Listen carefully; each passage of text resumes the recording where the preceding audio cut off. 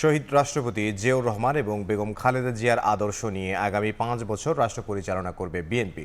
শনিবার সকালে সোনাইমুড়িতে ঈদের নামাজ শেষে কথা বলেন নোয়াখালী 3 আসনের সংসদ সদস্য বরকতুল্লাহ বুলু। এই উপমহাদেশের সবচেয়ে সৎ রাষ্ট্রনায়ক ছিলেন শহীদ প্রেসিডেন্ট জিয়াউর রহমান এবং বেগম খালেদা জিয়া ছিলেন সবচেয়ে সবার কাছে গ্রহণযোগ্য একজন সরকার প্রধান। অতএব এই দুটিকে ধারণ করে তাদের সুযোগ্য উত্তরসূরি, তাদের জ্যেষ্ঠ পুত্র তারেক রহমান প্রধানমন্ত্রী হয়েছেন। আমরা আশা করি, বাংলাদেশের মানুষও আশা করে, মানুষ যে কারণে বিএনপিকে ভোট দিয়েছে, বাংলাদেশের স্বাধীনতার সার্বভৌমত্ব, অর্থনৈতিক মুক্তি, সামাজিক মুক্তি, বাংলাদেশের মানুষের নিরাপদ একটি রাষ্ট্র, সন্ত্রাস দখলমুক্ত, চাঁদাবাজ মুক্ত, মাদক মুক্ত একটি বাংলাদেশ চায় মানুষ।